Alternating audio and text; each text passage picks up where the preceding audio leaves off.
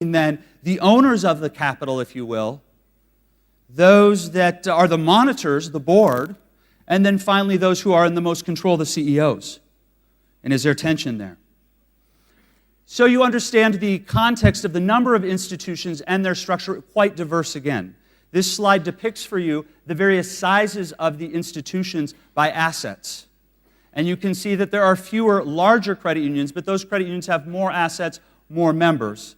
And then we have smaller. And we also must note the difference in the Desjardins model is a federated model versus the independent credit unions in Western Canada as well as the United States.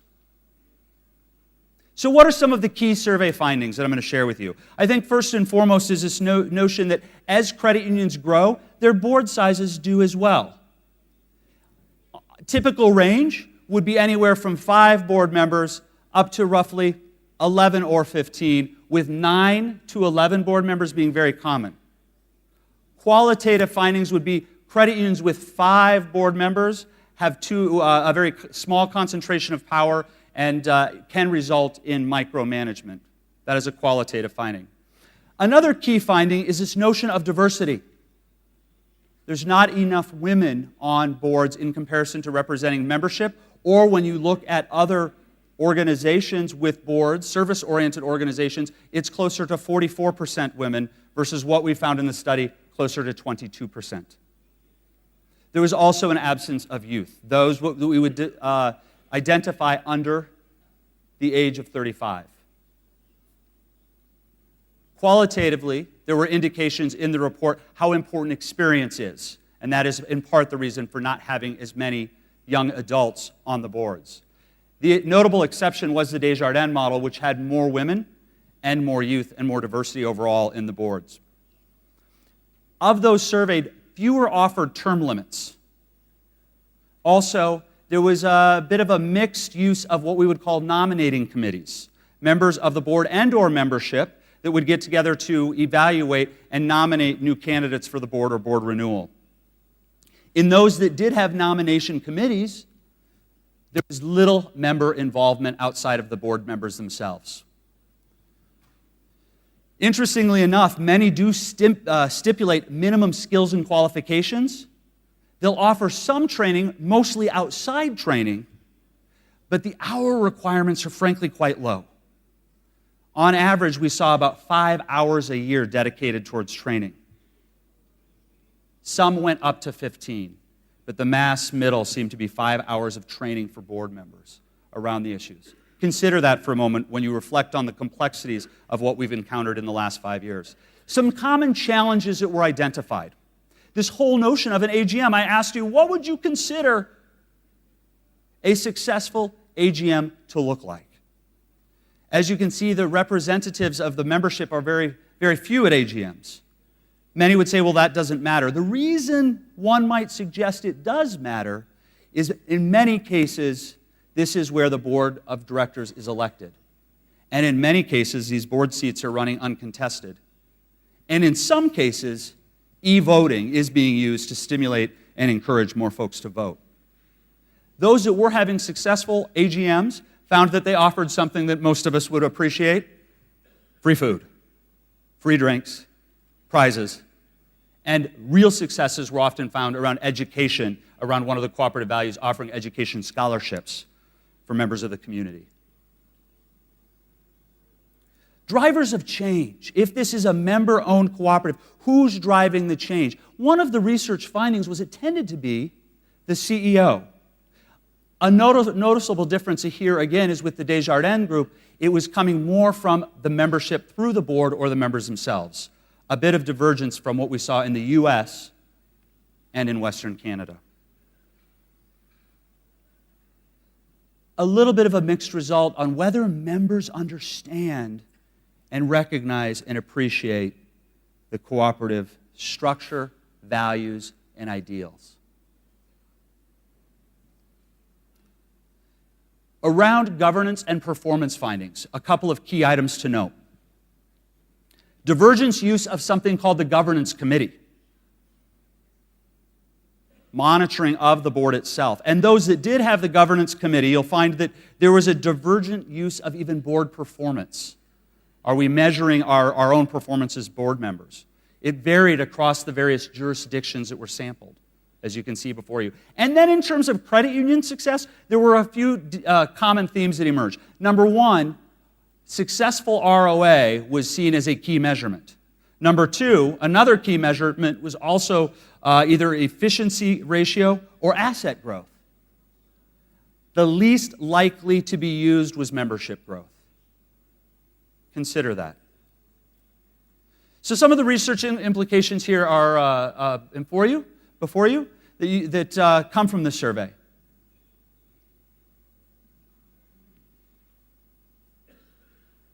One of the recommendations that I assure you is a bit controversial, and this again was raised by the academic community, is if some of these things are breaking down, should we create a multi-layered board?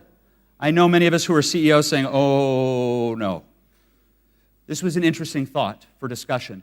Could you have an independent member-elected governance committee be appointed to then hire and attract and retain professional board members who would be paid? Engage with the membership about their rights and also enhance board practices and accountability. A key recommendation, certainly to be controversial. Very quickly, as we wrap up, I want to share just a couple of other findings from a few of our other studies. Prior to the study I just shared with you, we had a study on power and governance, who really owns the credit union, the concept around ownership. And here's what we found with the research findings. You know, in theory, it's our members own it. The board of directors is secondary. Regulators come in as safety and soundness, and then the CEO. What we found was the following. In reality, it's probably a bit inverted. The CEO tends to be very engaged. The regulators are often engaged, then the board, and then the members. And then when we have those situations of uncertainty in the economy, it gets even further inverted, where the regulators become a very dominant and powerful force in the governance and the ownership of the credit union. One of the key findings was this notion that credit union members and cooperative members are interested in the benefits of membership, not necessarily the rights of ownership.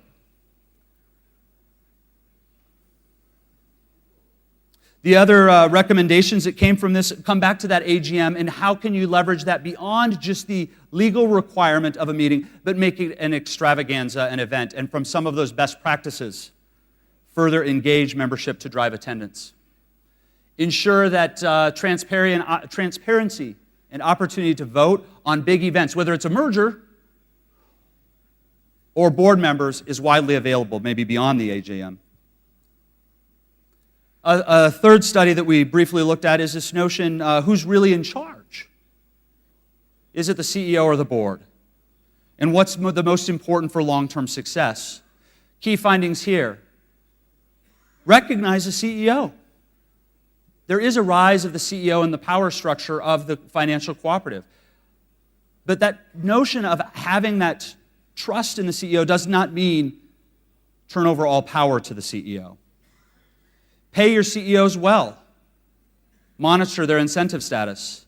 And most importantly is this notion of avoiding micromanagement and resolve conflicts quickly. Key findings in the notion between high-performing credit unions and those that were less performing all did come back to the CEO and the board relationship. There was always trust. A foundational element of trust was present when you had a good board and CEO relationship. Micromanagement often was associated and found in credit unions where there was poor performance. One other element that is so important is the clarity of role. This notion of, do board members understand their role, and where does it fall in the scheme of the organization? And of course, communication. So many say, well, how does the board wants to provide value? How does a board member, and how do you ensure your board members are providing value? In this research, we basically found 4 different types of boards. And we have 2 different axes here. You have the monitoring, controlling of the board, and then you also have the advice and coaching of the board. And when you look at those that are low-performing boards, we classified those with the following. We called them rubber stamp and sleepy boards. And they were in the low part of the 2 axes. Scout and new technology boards, boards that were excited about changes, were low in the monitoring, but engaged on advice and coaching about opportunities to enhance the strategy or products of the credit union. As we found our way further down the continuum on high monitor and controlling, we did find micromanaging boards, and then we have what we would call the ideal. The star board is a challenger board, a board that's engaged, asks questions, and seeks out answers to those questions. So, some key research implications from these findings. Revel in the tension in ceding power to the CEO, yet stay informed of industry trends. Do not just fixate on the traditional metrics. How are you measuring the effectiveness to your members? So, NPS stands for Net Promoter Score. It is a score that is very commonly used in business to assess loyalty of a customer, or in our case, members. Another important element of board performance and contribution is this whole notion of succession planning. The number one job of the board is to hire and retain a strong CEO. Don't overlook the notion of the formal mechanisms such as a calendar and calendaring out certain key aspects of board duties across the calendar year, as well as the effectiveness of a strong board chair. Board leadership rises and falls. And we did some research probably about 5 to 7 years ago about very common strategic errors that are made between boards and CEOs. And you've heard of some of them. The concept of the status quo, or the sunk cost effect. Often those are associated with the technology project. Keep spending money because we've spent so much money, so we keep spending money that we just keep spending money, and no one wants to say stop until we hit financial peril.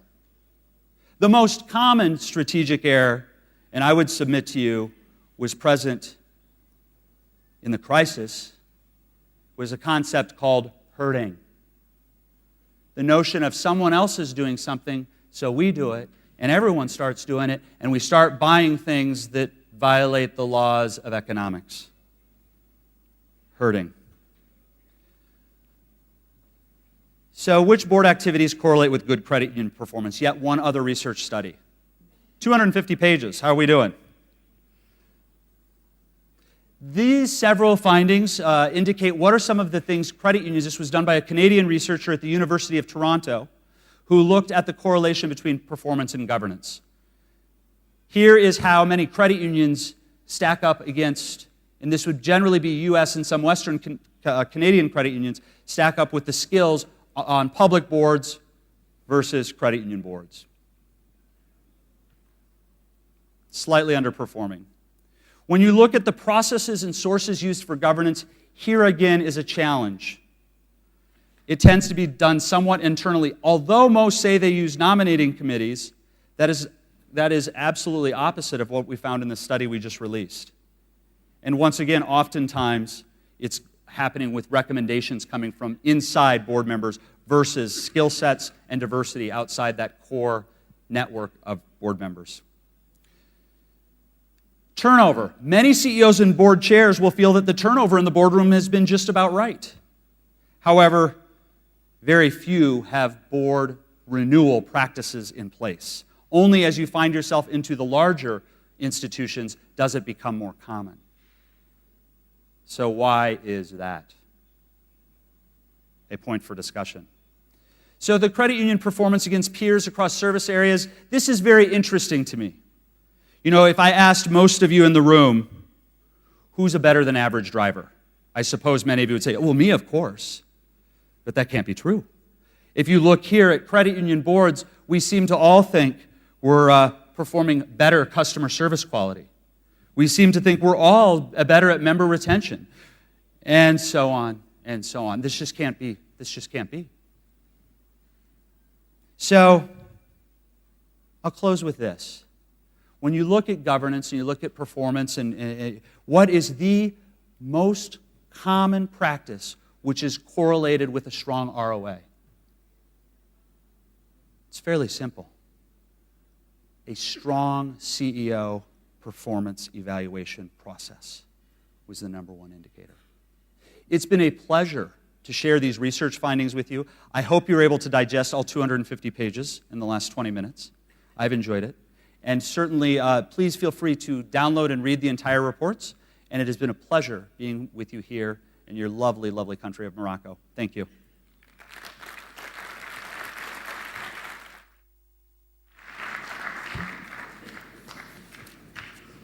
Oh, this was good. Thank you. Eh bien, maintenant, nous allons passer à un vote électronique et je vais vous demander de faire usage de ces petits boîtiers qui vous permettent de donner des réponses. Des questions seront mises à l'écran et puis vous avez le choix entre plusieurs réponses. Alors, comment voter? Nous allons voir quelques slides qui vous indiqueront la façon dont nous allons voter. J'espère que ces votes ne vont pas vous faire oublier tous les éléments importants que M. Mark Meyer a dit, et merci encore. Mais bon, alors, lunch. Une question sera mise à votre disposition et vous allez avoir 20 secondes, peut-être un peu plus. Je demande à la régie d'être un peu plus indulgente pour répondre. Et sur le cadran de gauche, vous avez le nombre de réponses, de votants. Et cela nous donnera un résultat avec des tendances pour simplement voir dans la salle quelles seraient les réponses les plus choisies par vous, les moins choisies, etc. Donc, je crois que nous allons faire un petit essai avec un petit slide. Je suppose que nous allons... Voilà. What's the capital of Morocco? Alors, pour moi, c'est Marrakech, mais bon, comme vous voulez. Je ne devrais pas vous souffler la réponse. Alors voilà, donc je vais vous inviter à répondre. Et vous avez donc la possibilité de répondre. 1, 2, 3, 4.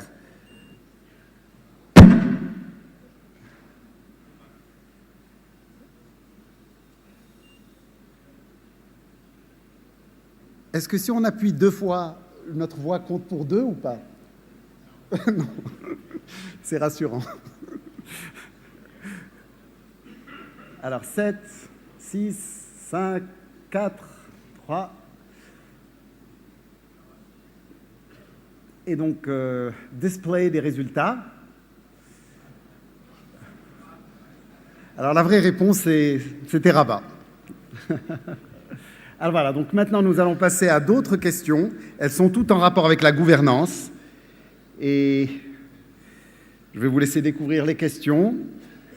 Et encore une fois, on aura un peu plus de temps qu'une minute. C'est un peu court, 1 minute pour répondre. Donc je demande à la régie d'être indulgente, de nous laisser un peu plus de temps et de s'assurer qu'il y ait un maximum de votants. Eh bien, donc nous passons à la question numéro 1.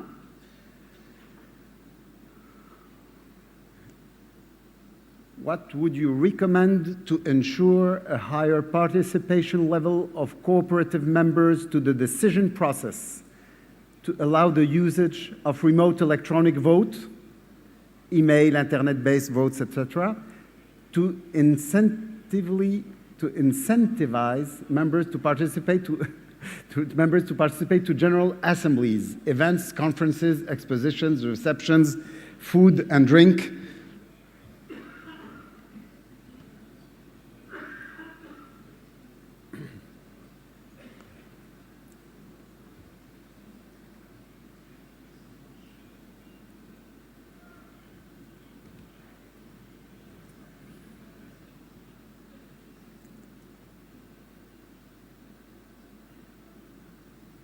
Plus que 5 secondes.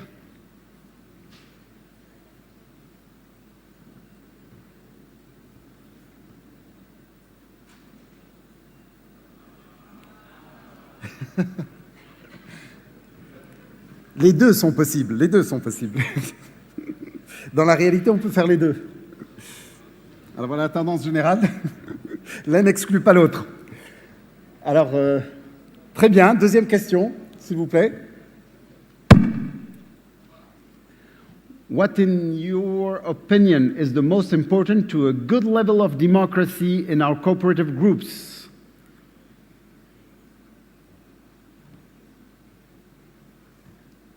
To guarantee a high level of participation of cooperative members in general assemblies.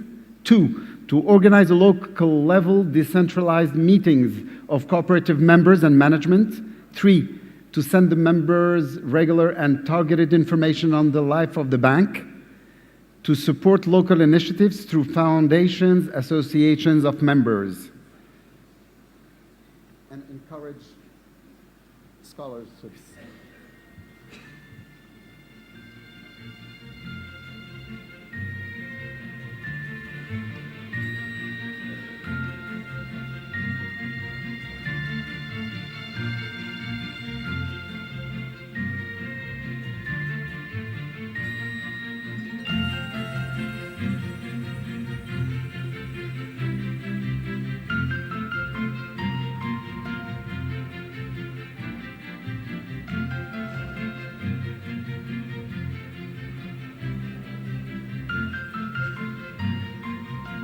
Qui sont ceux qui ont gagné?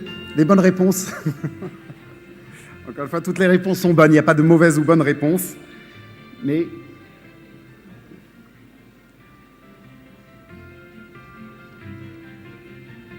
troisième question, s'il vous plaît. To ensure a good representation in the board of directors of the cooperative banks, should the management welcome all volunteering individuals and submit them to the vote, favor a good balance between the location of origin and the professional experiences of future board members in their activities?